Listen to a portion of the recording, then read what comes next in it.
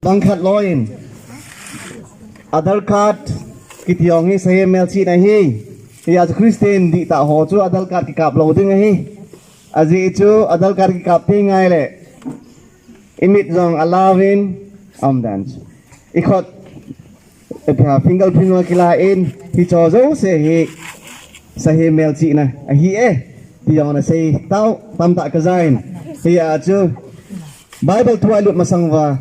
Adar card i piham thì chúng chẳng thứ đó chẳng có cái gà xây đó nó mới đã bàn lại Bible lại lụt đi Adar card it you thì permit ai lại trên UDI Unique Identification Authority of India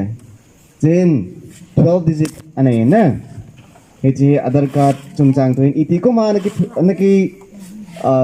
lom samiti ai lại January tarik som nilagay kumsang nila ko kumahi Adar card hi India 10 ana bol pano hi ina iti information natin nga klase na abana laisip pumpi agam chom honong ama agam mite ho ki na dingin number ani iti USA tejen social security number ati America na chena America mi na hi a hichi social security number na nei lawa hi le lola ai lang hin la ta medical facility hi ta doctor lang hi ta izong le i macha chan bo na nei thelo de America ke ang America ke chi khapon hi jong le America hon to ki hauji in a ke he in ya USA te jong kon social security number anei chi chu pham le agam mi ki het na number anei we nei Africa Uganda ten ipi nei mam tramon national identity number adigi reven ale UK te ten ipi seivam nino national insurance number atiki raja agama mi ho hen agam mi ti ho khet ndingai number api che wa hi na hi ti ho he di nai ka so pi te ho mehem chi na dung zo hen mehemin thil tha an sim do thing ai le Christian atam zo hen EPP to ne me be jiu tam ti za jong anom ji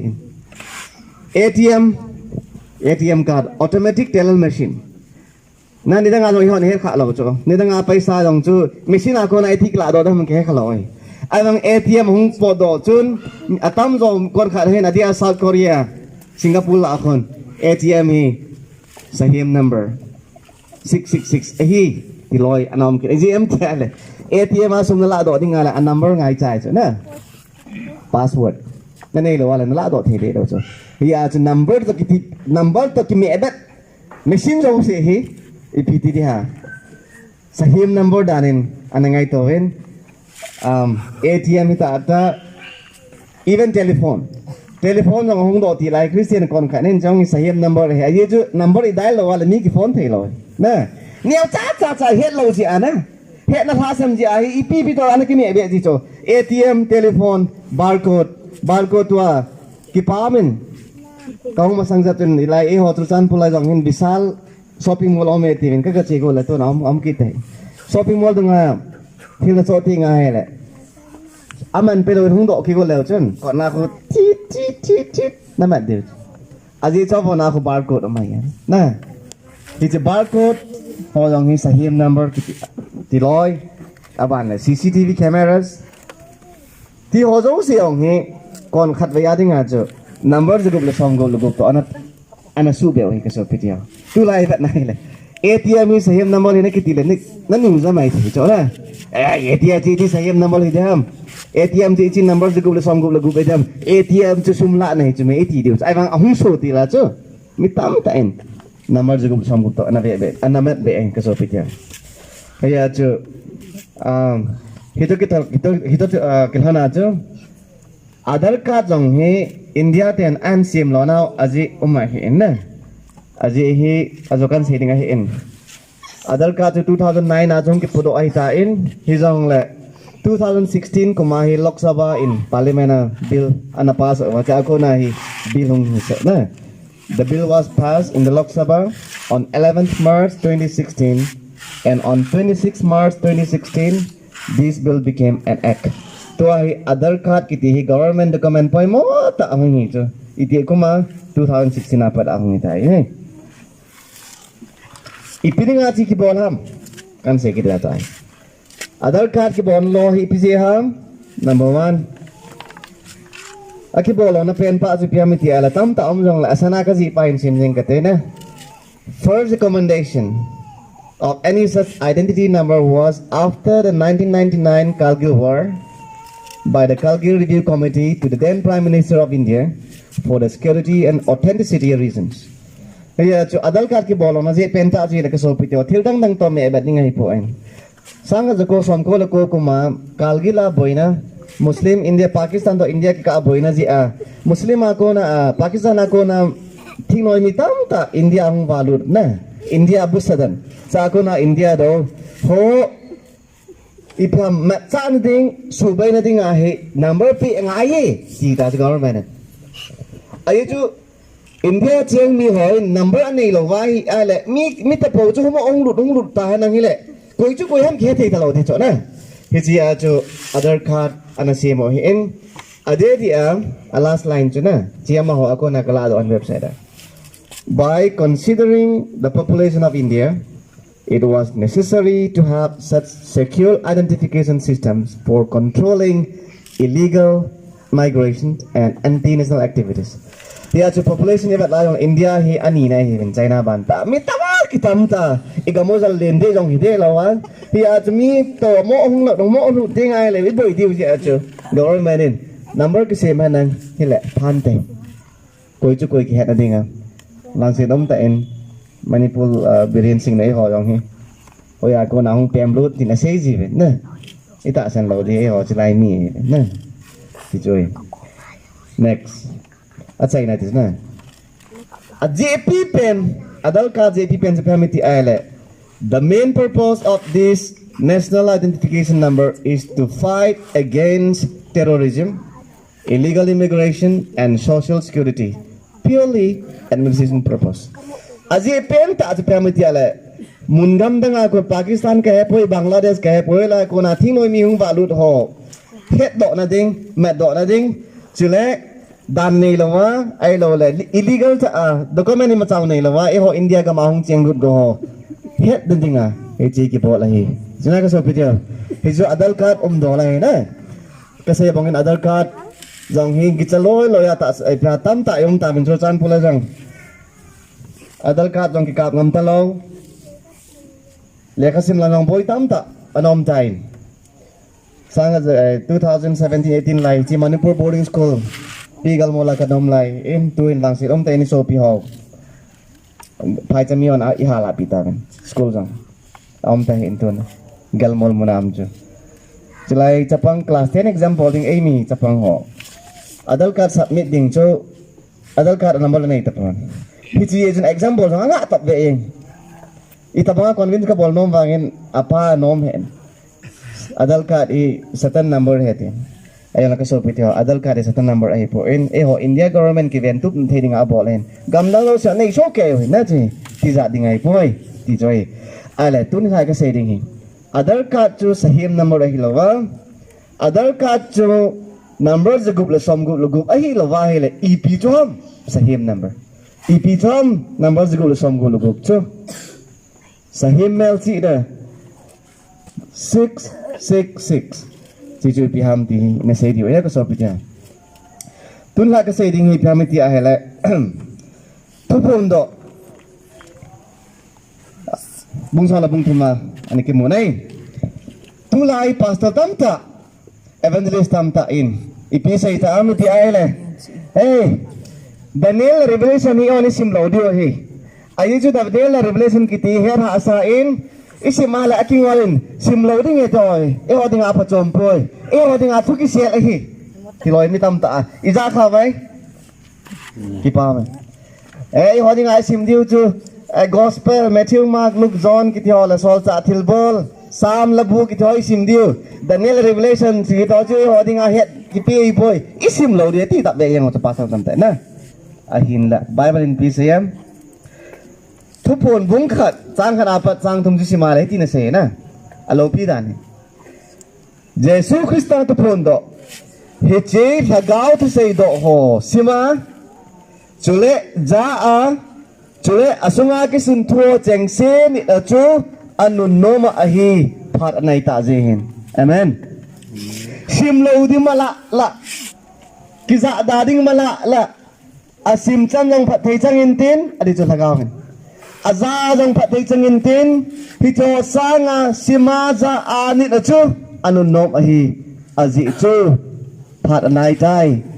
pakai so kristau na ding anai tai ka so pite ho Daniel Revelation sim loading mala la iha sim ding pen ta ho na lai ai sa Bible na say chuna simuven zaven minuven nanun nom di wei atini ya tu ni tho a chilaya wala naw nu la pa ong ka song zo se naw ti ho ko ma ka tip nom chu e pa sa hoven e bung lam kaun ipiam ka si mai the i jong la Bible in wang achu ma sei bo na Bible mang simuven ati ai sim di wei ala Revelation mong sala bung thum sa na hele ai tikit tare janga masa in Nebuchadnezzar mang thui se ven janga in Daniel mang se ven tu dil ha ahi pakaya Yesu Krista se ju ho la achapang pen John pakain lo angai lut pen sidong atha apen amai chapang cha kum som la sagi som la ge hi vela hi pakaya Yesu Krista nu anu ju hi ta en aloi go ho pitel ho loi James ho loi ama sang upa hi am ho chu anathima sataven thi pha thi hoya thi jong am poven abang chabun kilema thi loi abang min song kula thi loi tam ta an ai wang achai na pen pena John hi wang te thi hi en ama hin edi som ko velchen ate tan rom leng pa nero in thading matning abolen Bible story history se vanai nero leng pa in belir a thao akengin hi chu zon chu chilai sunga chu lo na tharing ati ai le hi chi thao jeng jong chang ama chu that zo point hi chi pha chung sa kun ala do keren pat most tu ko la hin achanga thing ko ta nai hi chi pat most tu ko la John achanga om lai ta cha patheni nong kyo pi a hi chi lai ta ga wa thil mu chung chang tu dol chu isai ki de tun khai na tu pon bung son la bung thum kan sei thoring ni ta tu pon bung son la bung thum na chu van ai la tin sei nai Johnin Kayman tui khang lên panga pat mo si ko la ko mun ka betan hi ai le bai min sim ka ti chule Kayman tui khang lên akona SAHEM khat ahung ki pat do kamui ama chu ki som ahin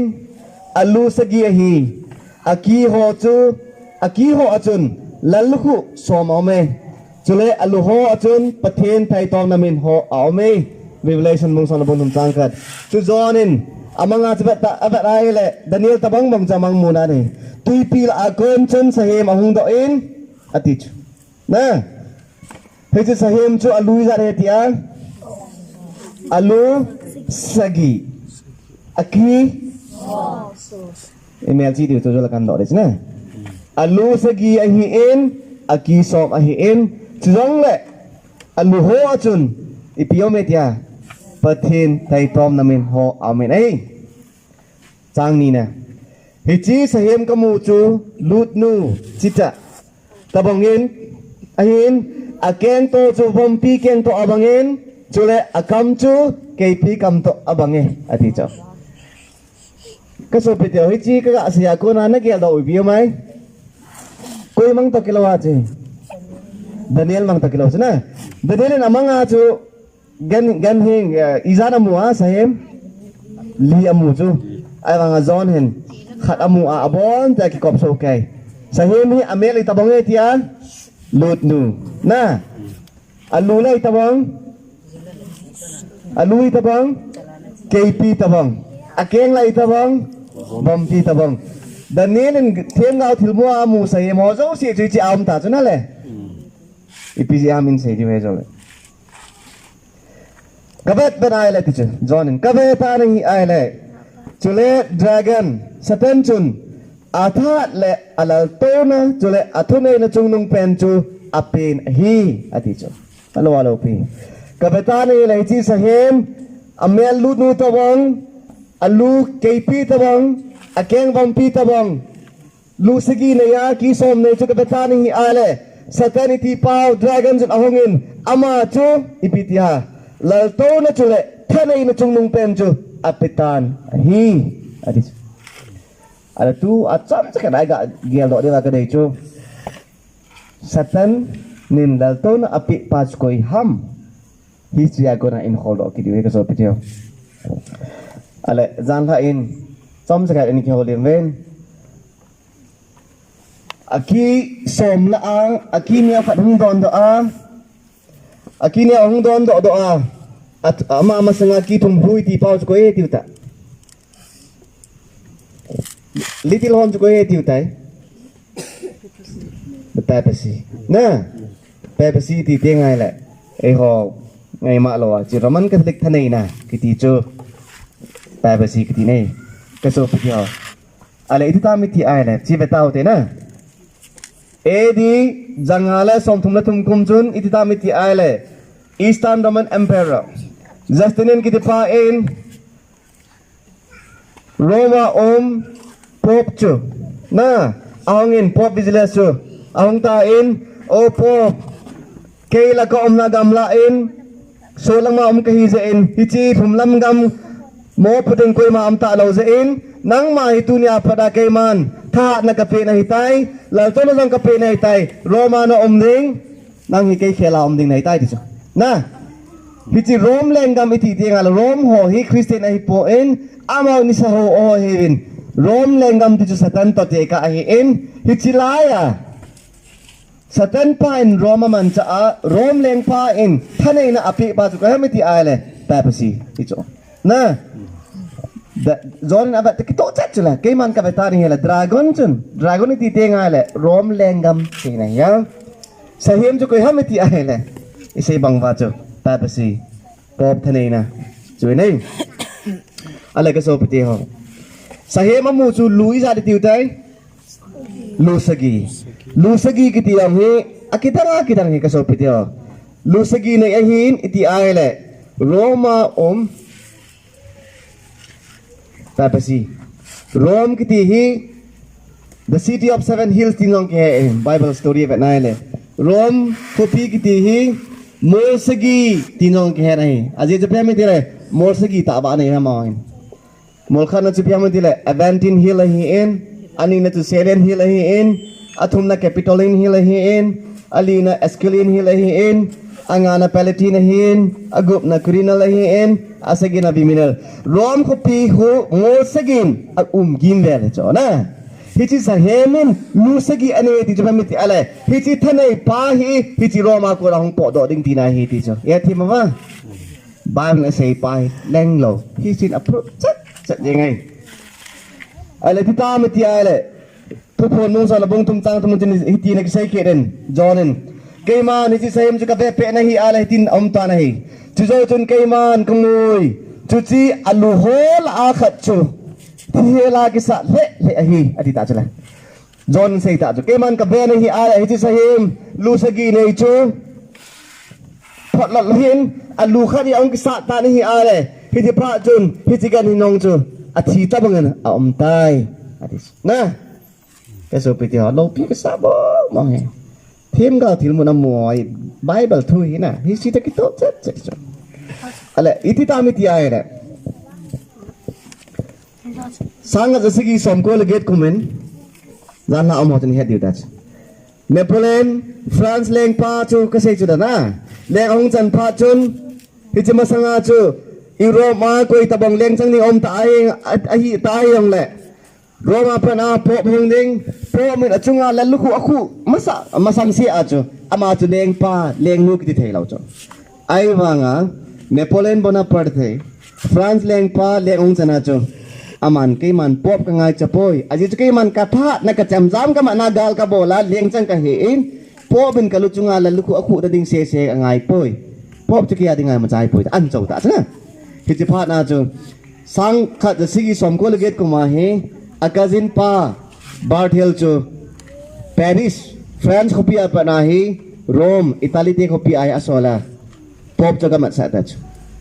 agamat sa island khana koi ta chu na hi cha ko na chu Roman Catholic te thanei na pa hi le se na koi mana sei ta lo ta chu athila ki sat hospital a dina ta chu na ai wanga edi jangala som thum lege da para edi sang kha sigi som ko lege ni kho sang kha ni som go กุมสังกัดกิสอมกุมสงเสสิอาดักเอสิสุงาRoman Catholic in nasata Christian theologian thina anasu bol pa chu AD 1798 ajum Napoleon asu hai das na ya chu ka so piti ho mem khat chu chama akisat na angong ham khat kisat pa na hi le ahat thina lai de boilon hat ta lo de thiwang thi pai lo mai thai hospital am di nice na ne thima ka sai chu athila kisat he hi di chuสิมเดตาวที่อ๋อทุกคนมุ่งส่งระบงทุมจังทุมนาจิแบบนาตินใส่กินเองอาหินอธิจ้ะจอนินกับเวตานะฮีเล่อาหินอาเทลากิสัตนะจูอีพิทยาอาสนะคูกิเลโดอาหิตายจุเล่วานน้อยปุ่มเป็นกระดังนินอมูเวนอาจุยตาเวฮิจีสะเห็มตะบงกุยฮัมอามาตุกิสัตเทดิงอาทีบินะฮีที่จุละจอนกับเวนนี่แหละกับแบบไล่จนอันลูกข้าจูอามาพูอินจำข้าจุยที่จนอาทิตย์ตะบังน้ำตาอินกับแบบนายอะไรอาทิตย์ละกิสาจูหุ่นดำดอกกินอะไรหุ่นดำดอกพระจนปานนี้สินามีปีโซเสียจนกิดังอาสาวินโอ้สะเฮมที่ตะบังอาโลปีที่คุยตะเดมคุยฮันที่สะเฮมตะกิสาเทดิงทินอันนุ่งจูอาจุยตาเวก็สุดไปที่เขาสะเฮมจะคุยฮันที่เฮตาวินอันนุ่งจุยยังตั้งต่ำใช่ไหมตัวhistory อันแบบนี้เดียวกันจ้ะอะไรอีที่ก็มาจ้ะอีที่เรามันก็ถึงทนายนับป้าจงกิเลสเปกิดำกุมตั้มปีกุมจะขัดวอลวิ่งแหวงยุโรปก็มาก็อีมันก็ถึงทูเซตโลป๊อปทูเซตโลอิมันจะเซตโลจ้ะไอ้จ้ะอันนี้น่ากิลาปีตาจ้ะนะไอ้วางไอ้ที่ตามิที่อะไรที่ history อะไรอ๋อ February ตาริกสอมละคัดakum sanghat lako somni lako kumai ipi thu so tam iti ai history je benai le modern history achu Rome kopia hin Lord Cardinal Gaspari for Pope Pius XI and Benito Mussolini Prime Minister of Italy sign a treaty ta chu Catholic te wang wa chu koi ma thanai na nei ta lo pu chu na hitlai khanga chu sanghat lako somni lako kuma chu Italian Prime Minister Benito Mussolini to Pope Roma Pope Pius XI chun sign a ball han tai ti kinop tu na kicham tu na sign a ball hanin hi sign a ball han akona aga do chu pyamiti ai le number 1 Vatican City to ale danjala 108.7 acre a section of the city of Rome was given to the Roman Catholic Church Pope as the head of the state ikita sanga la ko somni la ko kumacho Italy government to Roman Catholic hobung ki ka kinop to na oma hicha chu Italy lengpa Emmanuel II chun ipi bol ta mitiale Rome ko pi hi ake ngeu chakhat hi hi Roman Catholic te jana ka pi ding na hitawe ati ni chu piam de Vatican City na to e het ka usna Vatican copy jana ki pi a hicha chu copy chu Roman Catholic te pi wa hichi copy sung de call ding a chu ko ha me tila pop chu atun ki tau chu na adamo hospital umpa chu hungdam do atoi ti bong lang anjot disi hospital umta lo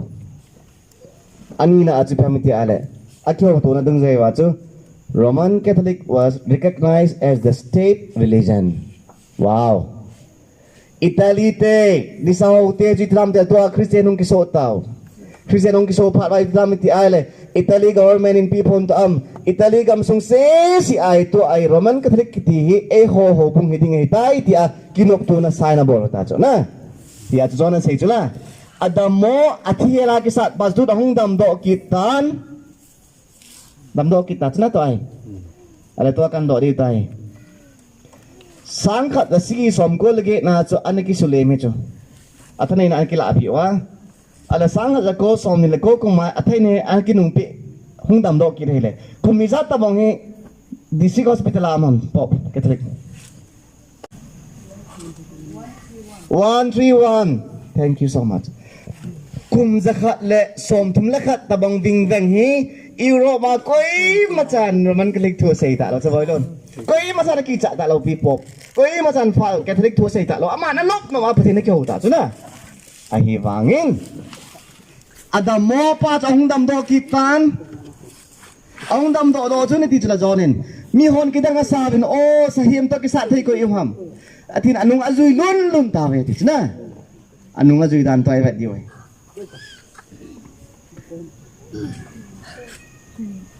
ấy là question thứ độ nào ấy là papacy pop hi ý chân kia thân này lâu pia hitam ít đi ta chứ nale pop te thân này đàn toai Roman Catholic Father Pau alin pen pa pop thân này đàn gì chân kia thân này tam gạ đeo cho toai answer sao cái gì thì bảo cho cái lệ kín nè the papacy is so influential and powerful that nearly every major country concerns her before making major policy moves. Her large diplomatic corps maintain relations with more than 100 nations. Catholic te pop thane dan ju tulai gam jo se in pop Vatican to kinai ti te cho na agamu jong neu chakari cho 100 acre bo chula country khat niong itu kopi khat lai ong lo cho neu chat bo cho ai wanga amohin le se na gam za khat wal to hin na embassy ne ti chun pi ba sa mi ti ale le se na prime minister ho jo se in Vatican to kinai di no mo cho na ipi ba sa chu alo pi da no atha da no vet sa nai chu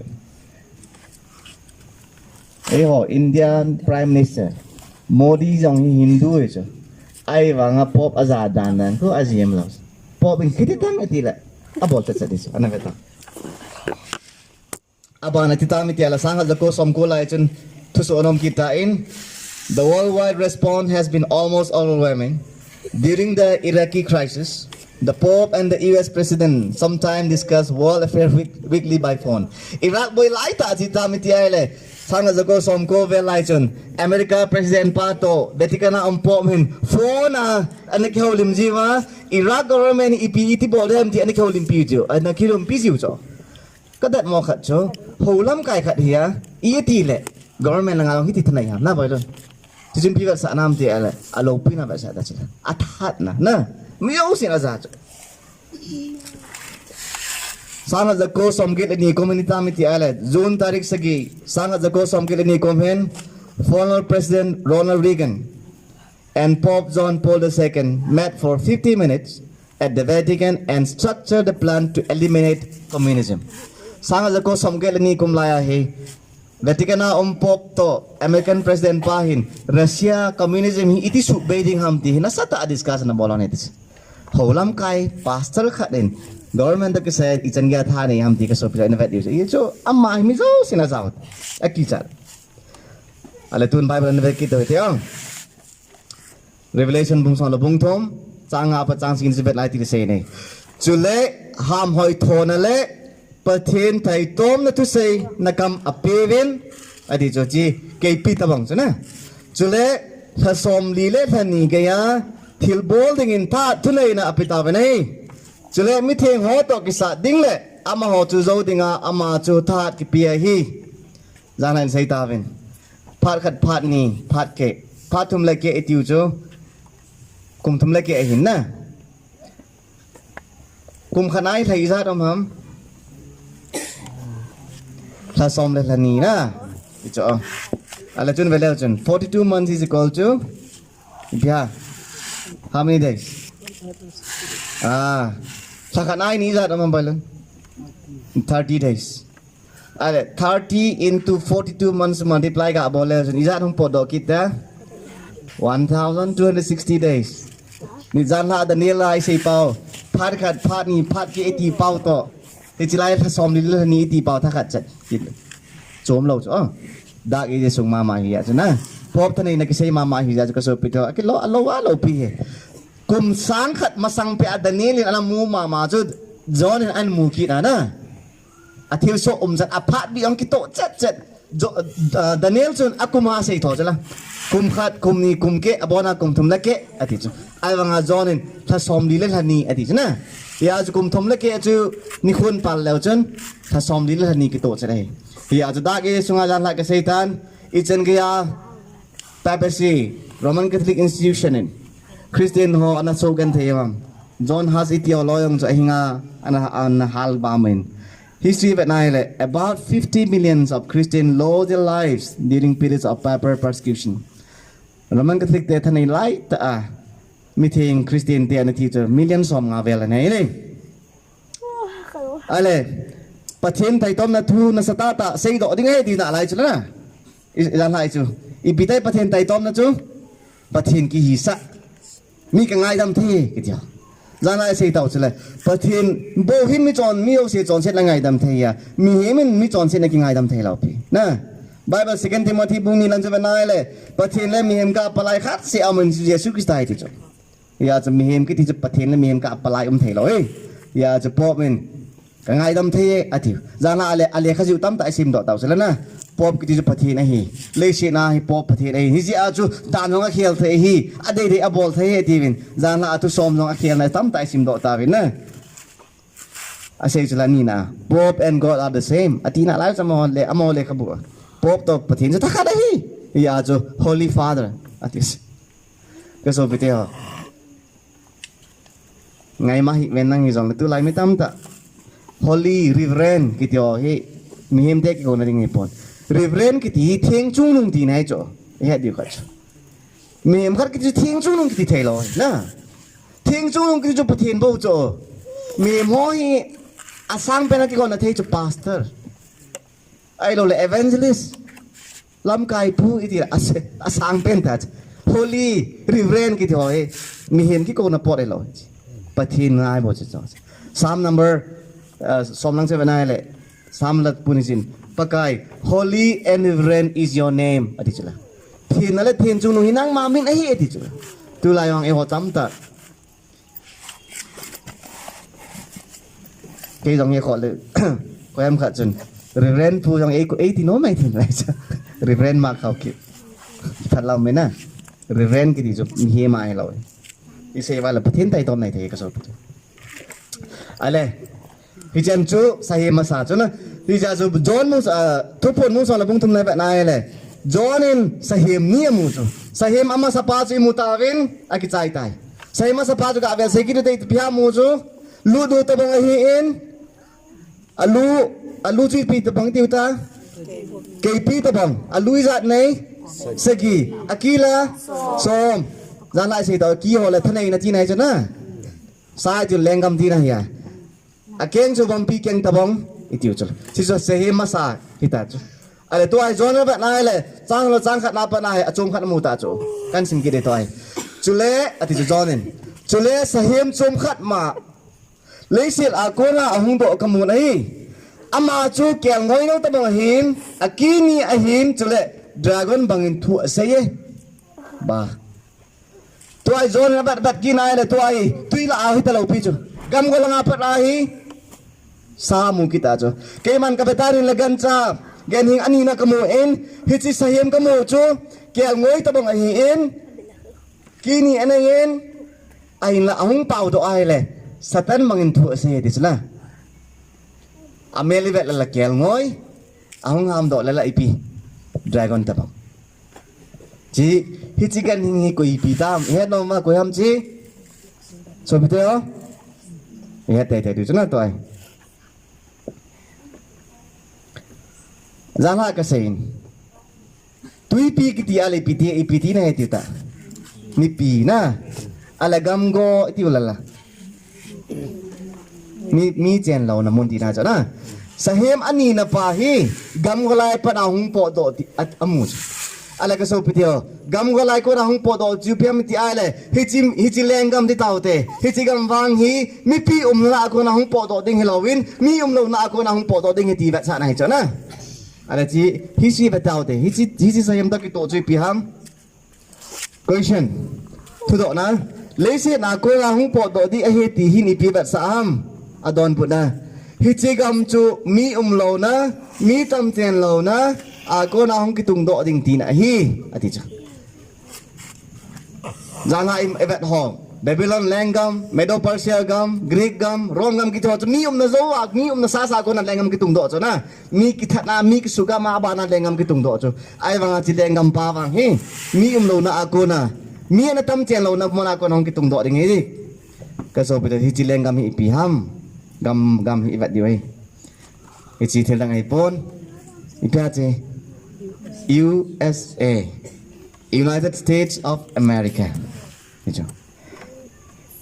Lu ngodong mai thấy isai điều masang laya chu Second World War laya si pami ti ai le banule sit ai gam ni ani kitin te chona America USA to Russia yung thil khat bol America nang bol pai kitte te jem chu ai la wang set ta in sang ga ko som ko le khat chi Bible thu to ki to hi ja chu isai te te ai le chu bang si a USSR itiu Union of Soviet Socialist Republic to Russia ti pau na Russia ki hilo gam tam ta ana ki lai khom wa chel gam khana nom chu USSR ki ti chu gam som la gam ngo a hung ki hom khanu ta chu na ông kêu khát tao thì phim thì ai lệ hát nó lại đi về Russia chứ hát thế nào ấy nó hít lại hít thêm gạo thu xây lại vậy Bible thêm một chút hít SAHEM anh này America hít nghe thì vào mấy tấm đã tạo sinh lâu chứ ít America chứ hít đi ngam America sang gam hát tam tam nó lại na Russia USSR hít bằng man sa long hawa amogal hát ho chứ ít America chứ tapang chắc bon lại chứ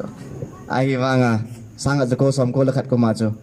USSR chu tua gam som la gam ngaong ki hom khanova tu lai ki boy Ukraine ti ong hamasa USSR am Ukraine iti ho Azerbaijan Belarus Kazakhstan ki to si Russia mo ya nom so ke bon ba to independent gam tao na sa pa pi sei ta united we stand divided we fall keng khana dun license si bacha da ha ro to keng so gam som la gam ngaung ki om phat wa chu Russia ki chai ta chu na ka sei chai ga het thei din on Christmas Day 1991 the Soviet flag flew over the Kremlin in Moscow for the last time. A few days earlier representatives from 11 Soviet republics Ukraine, Russian Federation, Belarus, Armenia, Azerbaijan, Kazakhstan, Kyrgyzstan, Moldova, Turkmenistan, Tajikistan, and Uzbekistan met in the Kazakh city of Alma-Ata and announced that they would no longer be a part of the Soviet Union. Hitsi gam som la gam nga hin meeting anay khom wa tu nya padahi eho USSR ta alo dio ema che separate administration in a divide ativin Russia andal hautas hitsa koran America ita ki khoto jeng ta mini kiter na khada thia la khajo masana ta ba na me le pa na alo thilo hong hat pai ta cho cho ka so pityo USA ki phudo da nong he alo ki United States of America he sangha zali som koloni kuma Christopher Columbus in anamulo ahin he dak esung anahin ai dak esung chi piham sang edi jangale som thum lage da phada edi sangha zasagi som ko lage ki ka ahi anaki mudo ojo che America ajo la kan sei di America ipinga Bible amham ajo kan sei di so apa ya poimo ale hichi kini na vat sai piham ivat ai le America hi hon land of opportunity na America iti ale ipia ithanom jing cho piham ta le business langa jong ide bol thei chamthat nai cho kini chu pi ba sam number 1 civil liberty government chamthat na koi ma cha na su boy lo ding na po tho a ai ale na lo ding ding na ma tu tu ko ma na su boy lo de number 1 number 2 religious liberty na ma dei da na pathen khyo thai na hi cho America hi chamthat na gam hi ji a chu hi chi kel ngoi itiuhin kel ngoi ki America hi en kini nei pan piba sam ti ale khatna government lama ko na jong min su gen thei ta lo ding chamthat na nei ding ani na langa ho thu langa jong ipi ho ta jong la chun chamthat ta pathen no na thei ding chu kini na vat sa na chana among scholar tam khat tin sain some say that two horn refer to the two political parties of the US America ko political party tam ni thum naw chu jong la ha de set ko Democrats or Republican hi chona ho India wang chu multi party system ho India political party head wala ka se ute mon chaven EPP kong party head wa India he Congress adang la BJP ni boham CPI NPP dem set cho among America so kitiat ro ke bet la ni se kitiat jina Republicans to Democrats Donald Trump jo AP party ha tu masangan nampak tu ama je Republican so tu Presiden pa mini pihak Amerika pa ha Joe Biden ama highlight party Democrats nah ya cho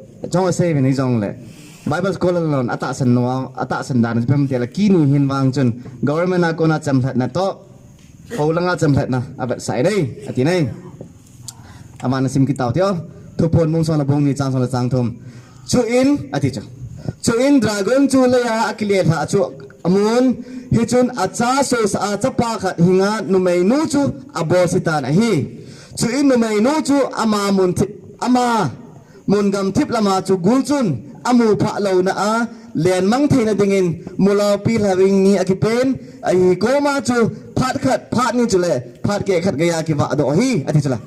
zolen abata zolen ka ven hi ale hi chu pha chun dragon chu alung hang ma zengin hi chu dragon chun nu mai khat naw sen tha nei til khat hi asu mang ning agotan ati chu bible la nu mai itila ho bung ti nai nu mai kiti ho bung nu mai pha ti la ho bung pha nu mai phalo no ti nu ti la ho bung phalo ti na vat sa na hi chi ba ai le satan pa za lung hang ma zengin hi chi naw sen nei nu mai no chu su mang ning ko ta ni hi ai le hi chi satana ko na ki hin so na thading chun nu mai no chu tha aki pe in ama chu gam thip kama aleng mang tan hi chi phat ni la ke sunga ki hin so digin gam thip achun aleng mang tan hi amen ka so piteo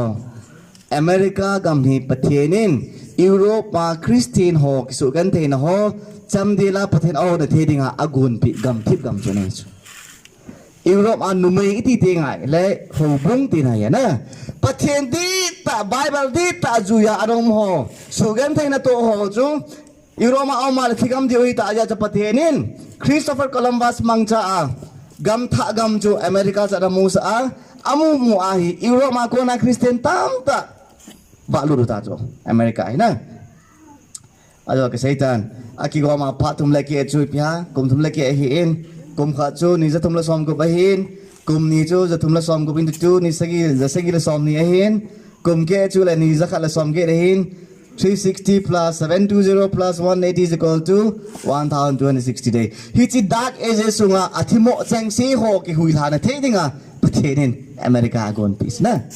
alo pi ka so pya ka sei bangin hi si chu ba na hele many fled to America from Europe to escape the terrible persecution of God's people during dark ages mitata Europe wa kuna America ana zamu tu like nga chu let's go so pe tua ka do nom chu hengi munjong wa ko na jong le chu ni tiong le thu ne het te te ri ya America ko koi mi ham cheng India de la call ho om dan Japan le Japanese ho itiu cho na America ko koi mi ha cheng koi mi pen ham cheng ha English kapu ga dong ho te na ama America chi jing ya kapu dong nam dong si cheng ho me ju la kapu na kapu sei ai ja ka ta san cha ji cha ma chi jing ke ka chi kha lo na ama ta lang a la ko mi nam dong si cheng chu ta America mi bom dong cheng a kang dong cheng a tom dong school English te yong chi Spanish dong chi Portuguese dong chi German dong chi oya chi kho mam khat be chi a zam kho mu ti na amen Europe ma be ta ti Europe ma Spain England Germany Russia Italy Christian tam ta ho chu zam ne ta chu ya chu America khu nam khat che cheng chu lo na phai lun sa pao cha tho nau cha ye chu English te chi ma sa pam 13 colony cha je sa pao tho tu ya France jong America France jong Spain jong da English jong German jong Irish jong abon jong tua cái độ cho là ít tiếng Anh khu khát bị cái chén khom thiếu mấy tí ai là dám khom một tí này chứ na alo Pathen cái gạ ngày tua này từ lại hồ situation tập bằng chỗ đó tua rồi cái thấy hồ vang azam hi lo bị khom piao nhiều na cái thì là sụp nu lang na hung loi thay lang na hung loi lại cái sự khom rồi anh nộp đã na gì Greenwood Academy America tập bằng chỗ amen chẳng hết coi mà kỹ thuật biến kia bắt đầu lại coi mà aram bay tiếng gol kia bắt đầu tại chỗ này mấy telepon họ cái nghe lâu rồi lại à ý cái lúng mong chứ là bắt thiên cái kiểu thế họ ya nên lăng chinh là tôi thu sinh ngồi tôi thấy bao mong lâu rồi đó cái gì thế vậy ta bông cái gì đi chứ là top lot đó đi chứ ai vâng à Europe aku na Christian di tahu jom kita lah oi America aku America is called the new found land gitu gam ki muta ko ya dinga Christian hodi pathina gon mu nu mei nu chu having a ke pe nu mei ti la ho bung di po de du lo pa chu azam na dinga pathina ko ai pi na pathina phai na pathina phai Pathen Pathen acha te ding khan kho gel jing jing e thi gel lo de so pi ga lai tai nang ga lo lai nang ipi jong le ama ki ngai phot nai le aman ilam pi gel so na thì a chu ita bangin papacy in roman catholic in la satta in do da na bo jong le Christian di ta o chu pang keng ba euro ba ki le te ta pon de ti phat wa chu ana ki tol mang ta kum se lahin America te hin na Thanksgiving Day amano cho every year America celebrates Thanksgiving Day on 4th Thursday chi lười ta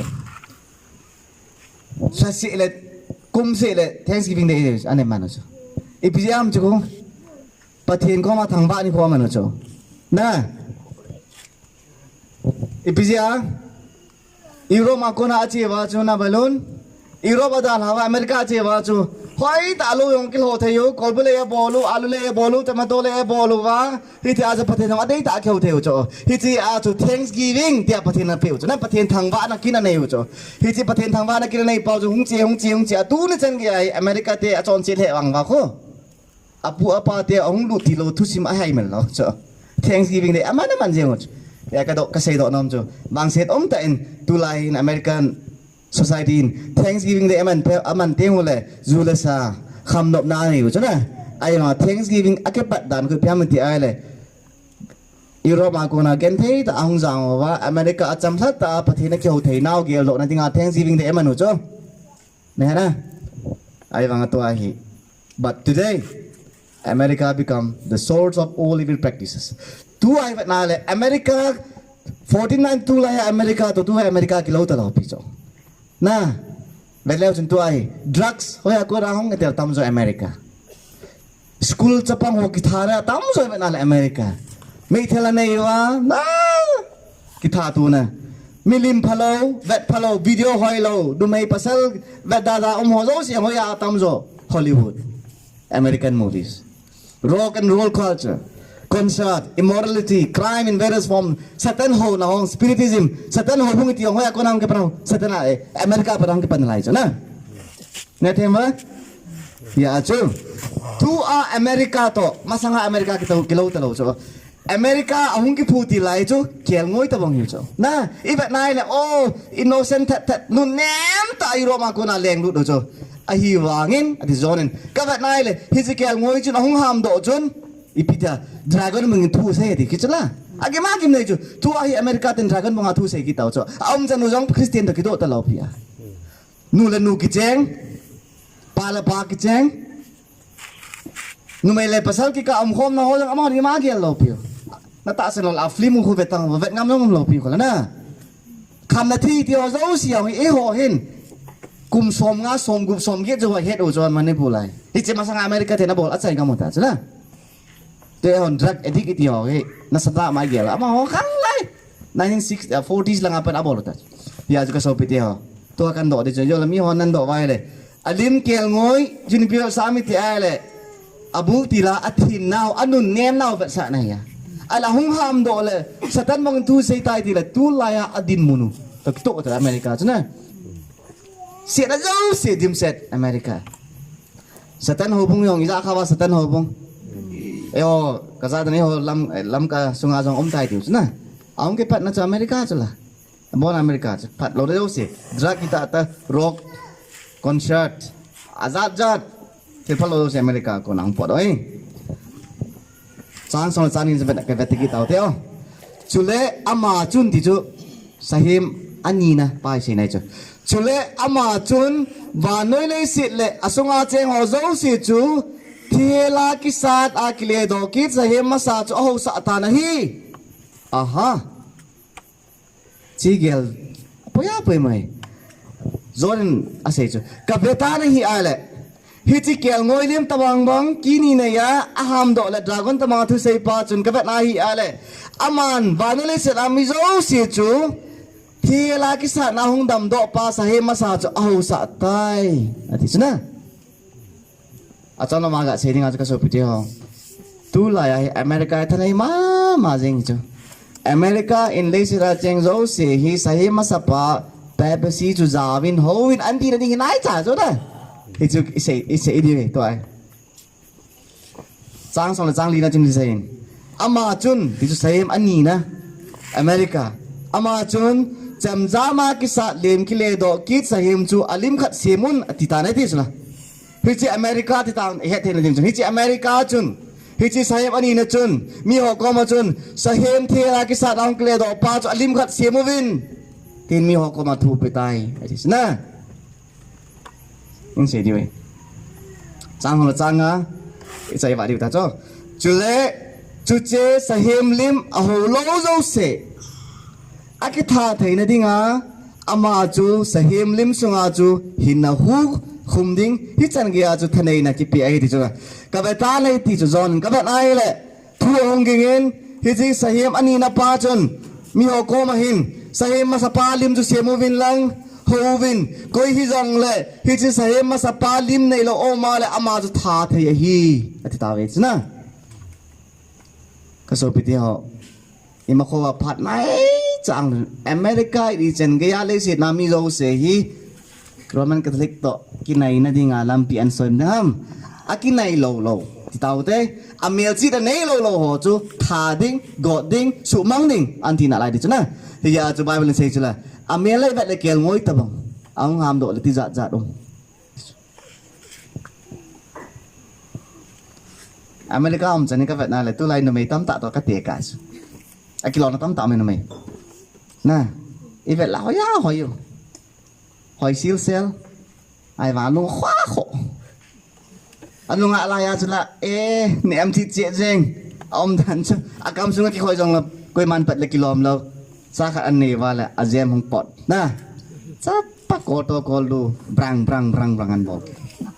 America ta bong tam tam cho lại air society vào mày luôn lang ô chính thầy tao na America ta bong mày hỏi lo thì sao next nát về tao thì the United States in the end time will force people to either worship the image of the first beast or be punished.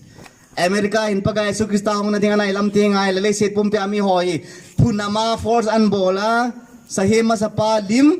ho sa te ding a ho lo zo chu tha ding atin ai dis na hitsan gya thung ding ai along gel mai thi na chang so chang gup na chu ni tin sei ni chule ama chun sa he mani na tin na chu chule ama chun anel alen ahau avai chamlen le so hi chang zo si chu a khut jet lamu ahim achalwa ahim melchi na chu abane si ding hi ti chala hi chi sahem ani na pa chun mi zo si le si ra cheng zo si ko ma chu hi chi sahem ma sa pa melchi na chu a khot jet lam le achal pangwa anam pi di he ti chuna ka so piteo sahem melchi na he te ngai a hi chu i phami te la America hin hi chi sahem ma sa pa melchi na chu mi zo si achal pang le a khot jet lama an pi di ngai hi chi nei lo zo si chu kithat kit na lai di ngai na hi chi a chi sahem melchi na chu pi ham ni in da yoi America hi laki dan nan chu Catholic president an hi khangai ngai lo chu ai chu Protestant ai iti ngai thei dong Catholic ki cha je hong zam do chu la na Roma Catholic te thlei na an ki cha je hong zam do hi a chu America president ko Catholic ngai lo bona Protestant ngan hi chu ai la sang an ko som I mean som gup le thom som gup le nivel chen Roman Catholic president kha nam chu amini pi ha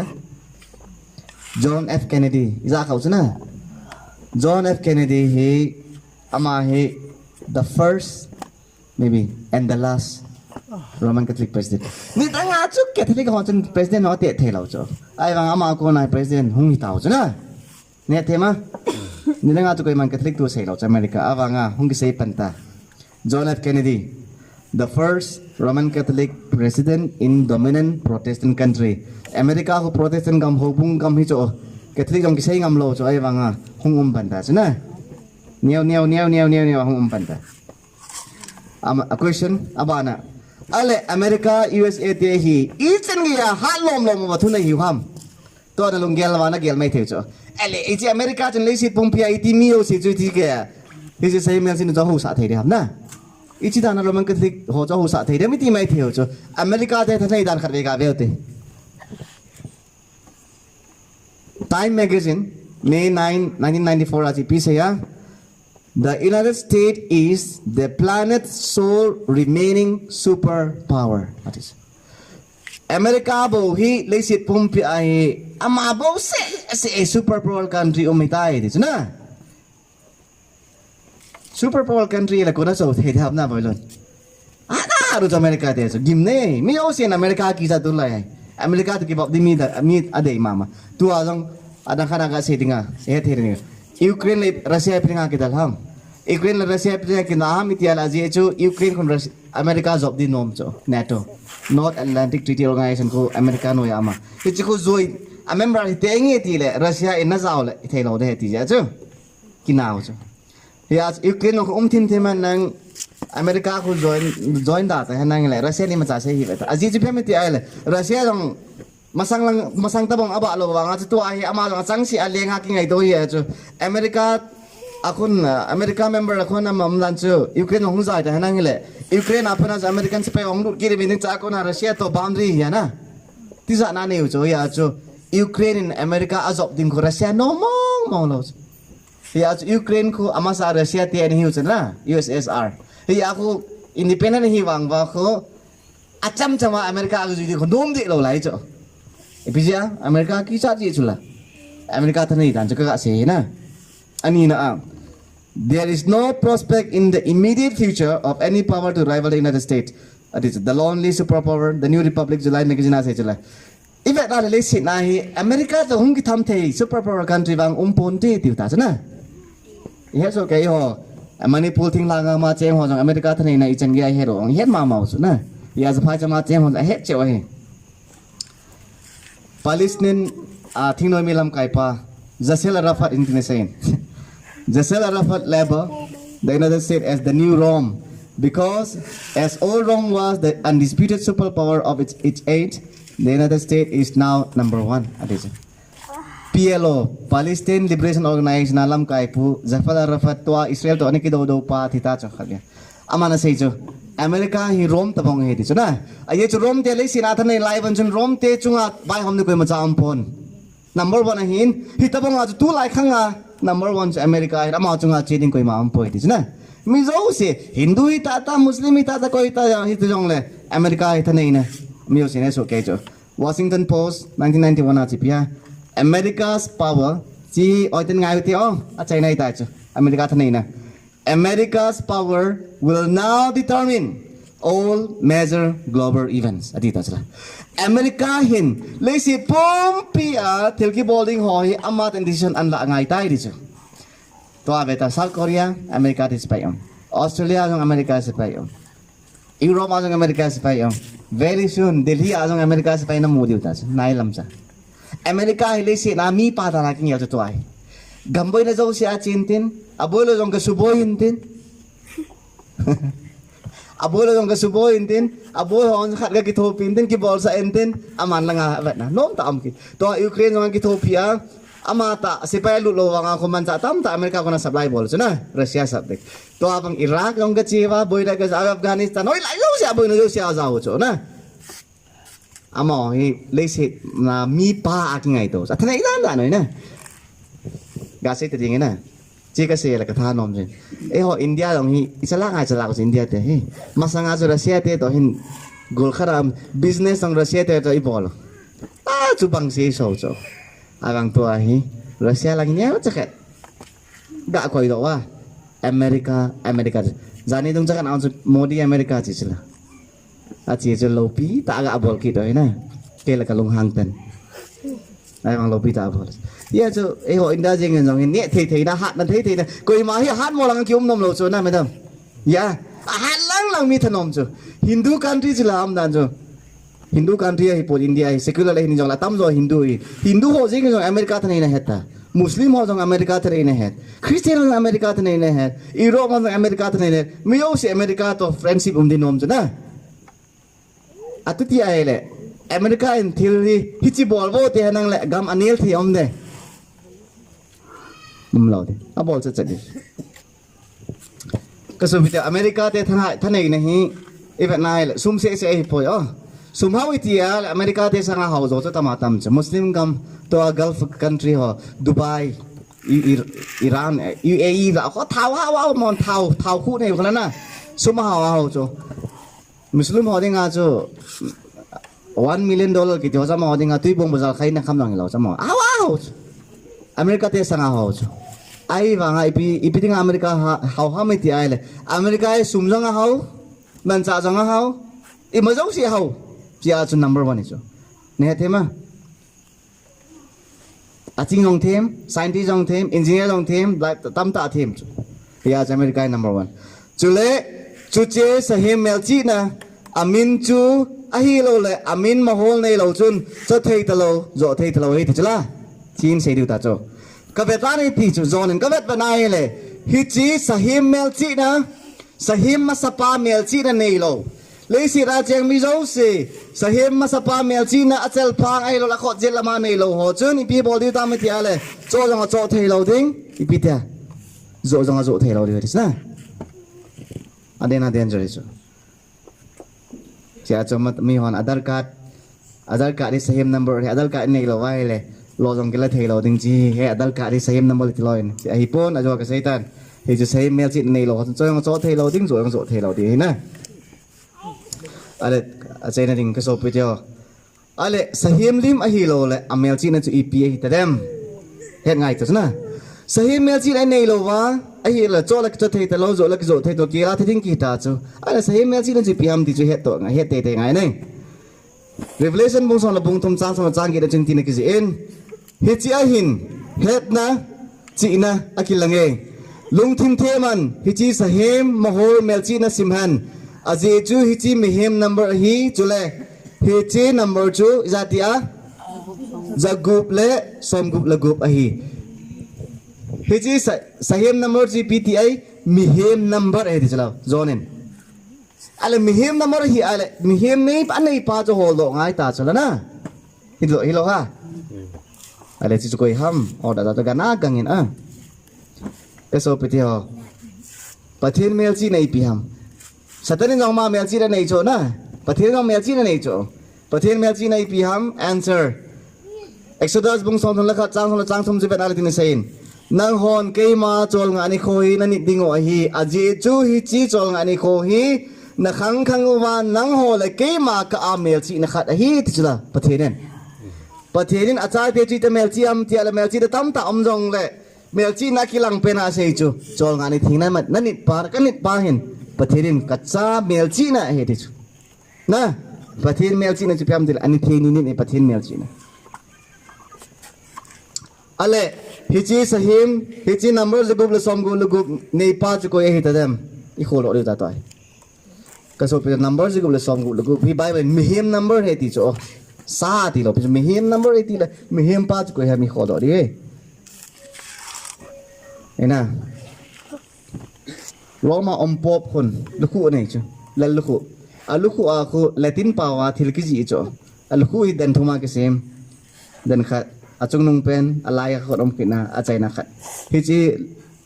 thil khat ke ji cho latin pawa vicarious filii dei iti cho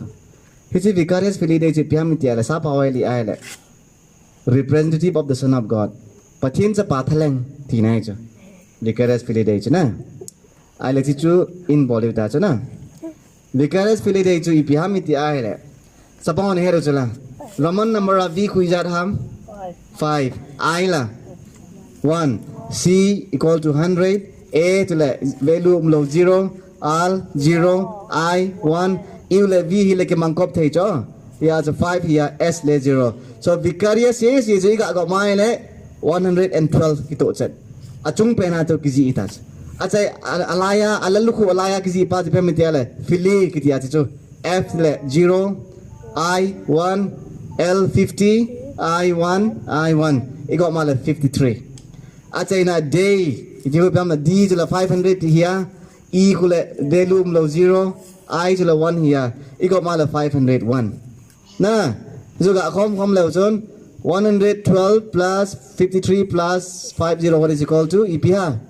666 Bible says jula hiti numbers group la som group la group chu mihim number hi anei pa so hold of in the pathen na lung tim thiên nan hold of in the chula ya pathen ho chi nei pe wai hold of that trust kasi banga chu ina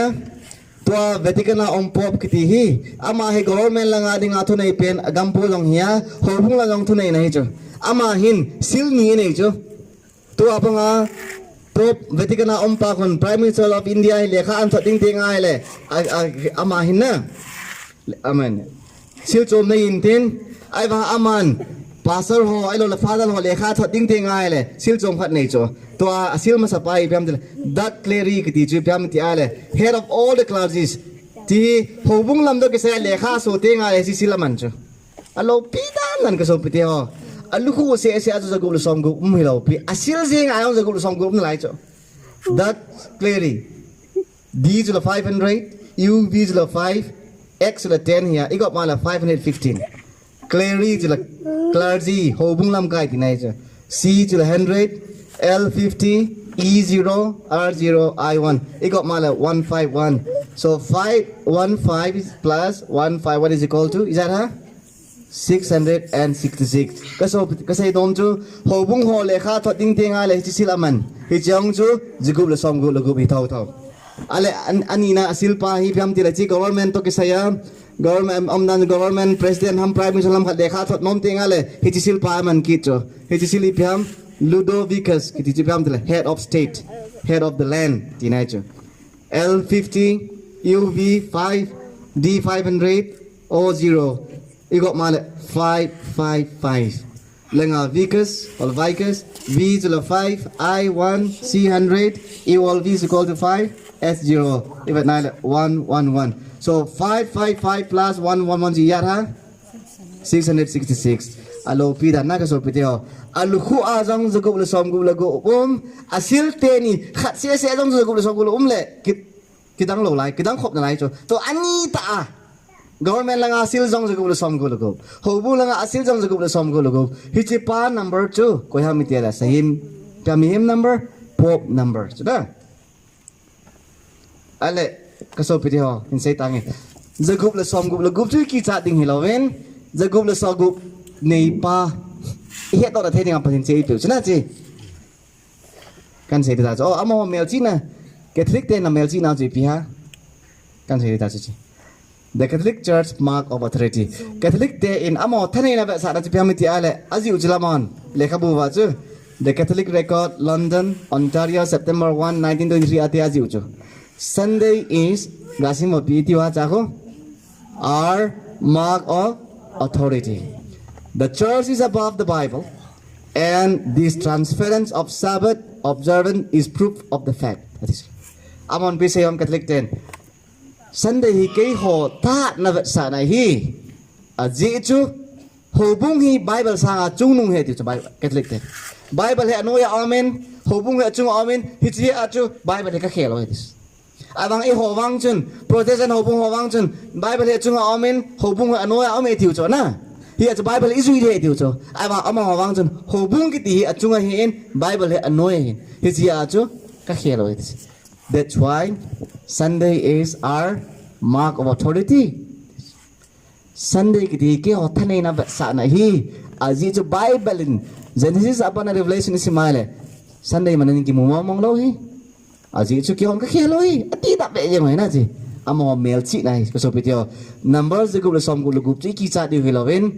numbers de group som group nei pas ni pi abol ham pa lo chi ki cha di wis ne da ka sei cha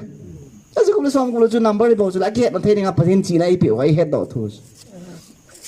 ale ichai value ta question thodo na kidon bu nai chamo le khabu na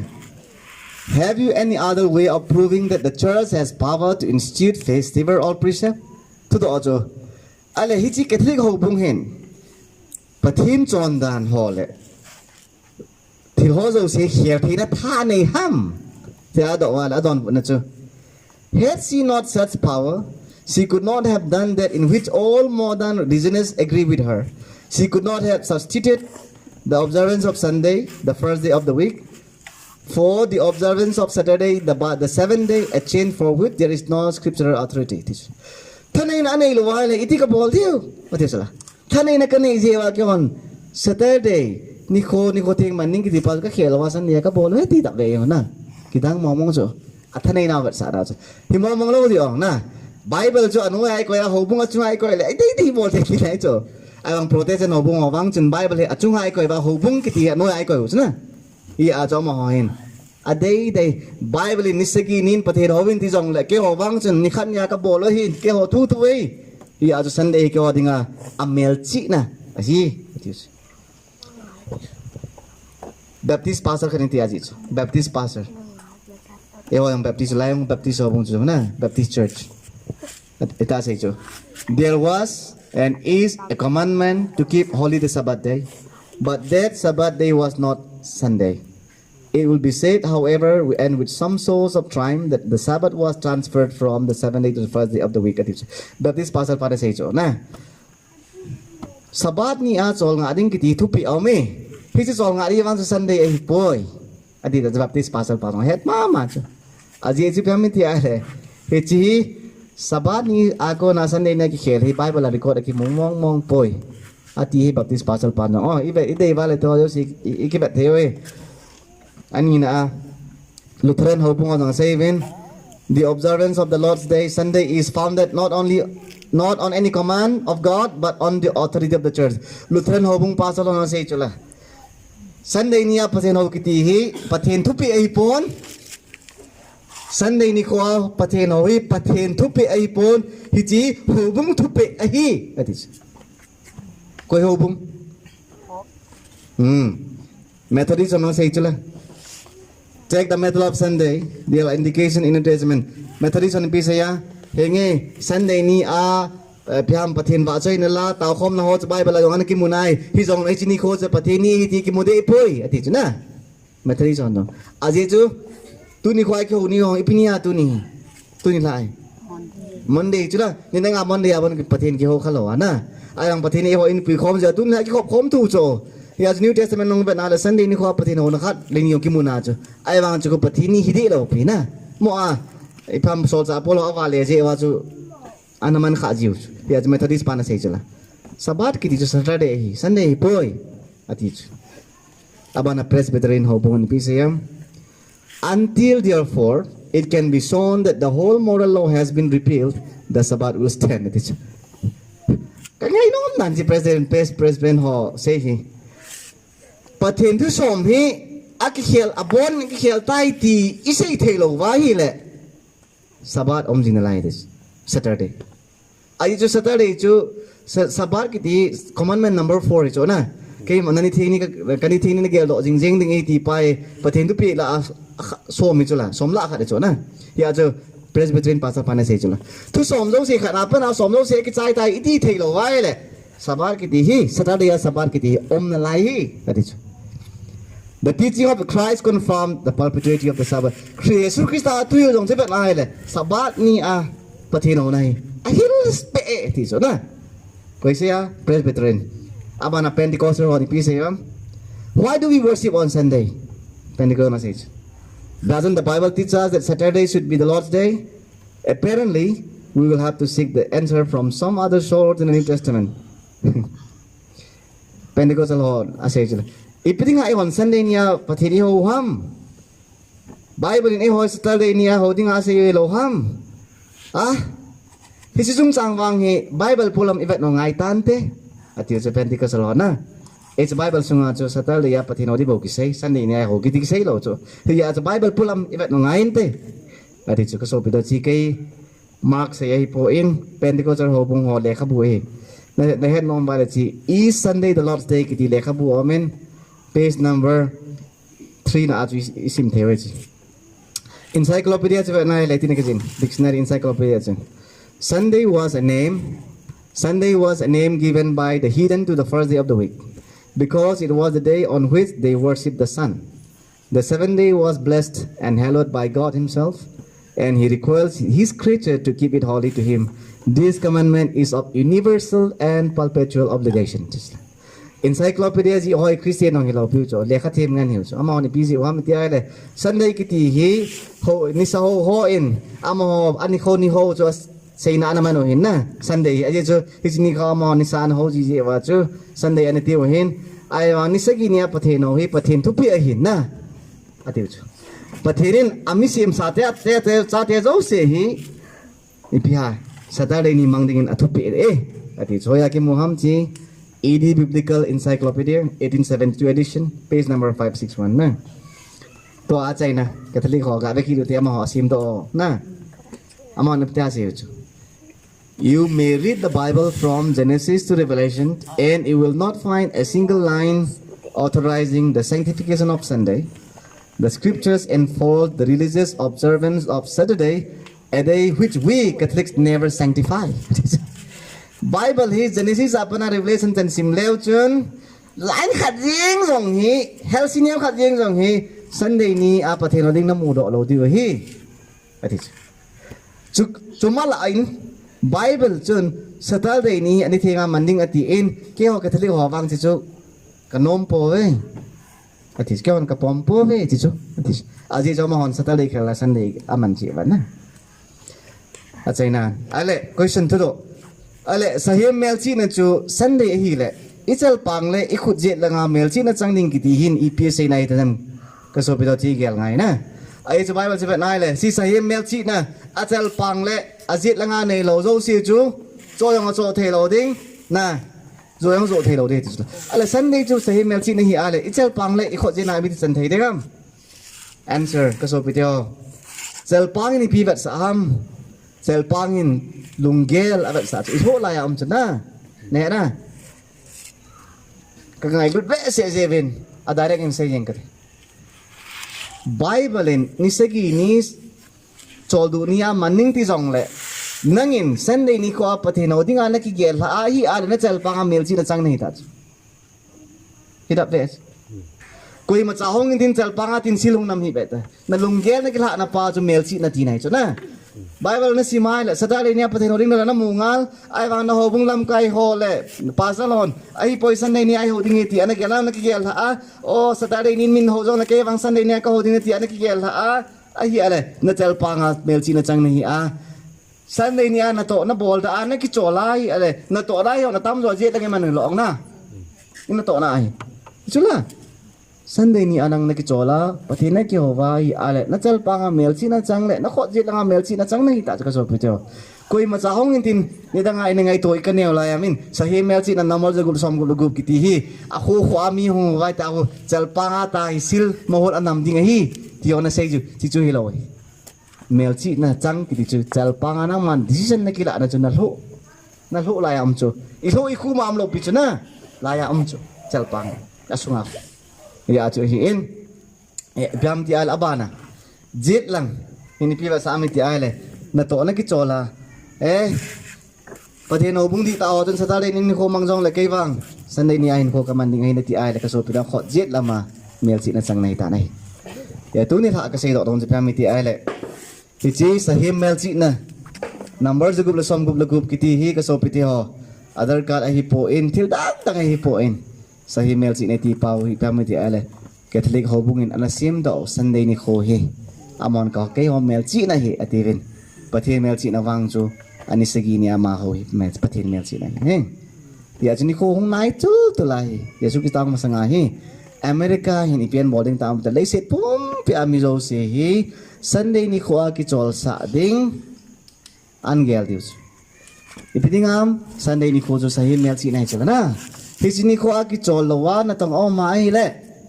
God na thi na jong tam ta Christianity ta naman up to na lai dis ya tu ni ko ka say do dong Japan ti ale Pathen asisa asim sa ni thing ni as ama na ho di ham ai lo le Pathen ti sei jong le mi he matam zo ni ti aman hila ti a mi hem bol mi hem sei ya chu Sunday pa zo Pathen na ho di ham ka so pi do chi nang ma thu thui tai ai wangin Bible se vedai le ka cha nei ngai lu nai le ka thu pe de na if you love me keep my commandment cho nei ngai lu na ka thu pe ni di ngai ti ka so pi thio ya za Pathen tu ni kho a hi ama thu pe ni di ngai e de nei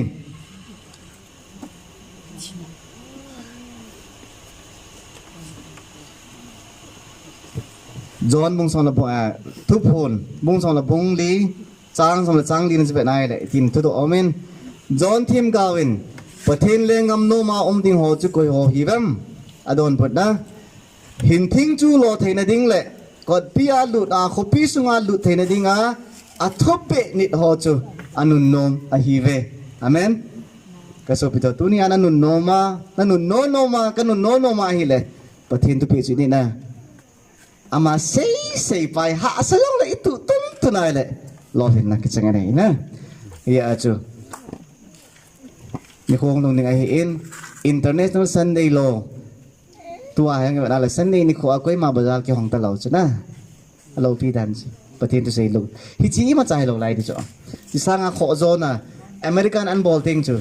unball thing a America an tu so unball a India te Modi nagam sunga cheng zo se Sunday ni ke so sa ding tai ti ana la koi ma cha Sunday ni ana tong kem ta lo di ta chna ipisi unball de ham ga sei ba ta ding la gang ta na meaning ata bang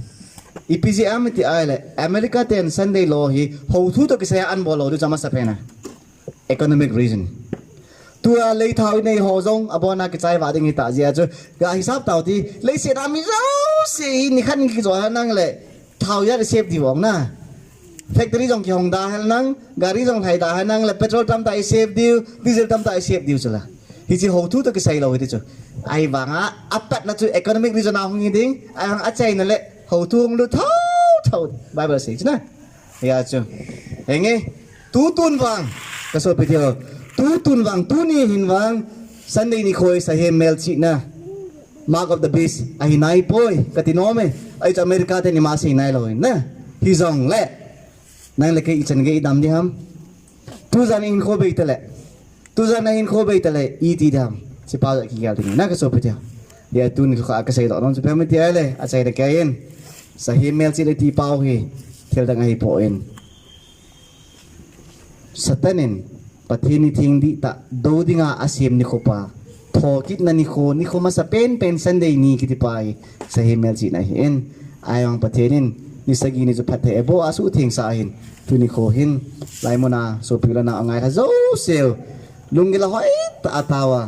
Pathen thu sei pau zuiding ka tom ka tem nomen ai lai Pathen e ho pau hi by force of Pathen of mi ho sa hi pona aman freedom of choice ai pit dei than kelan na ka cha na dei na kelan the ai hin la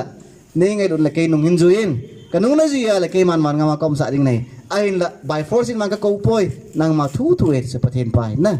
ya tu ni kho ai e ma dei than pa chu kil dei kelan na adi pai lan na the ding in Pathenin athu pha thei bu ta te ka ki pai chan ju tung lai sei thei tan amen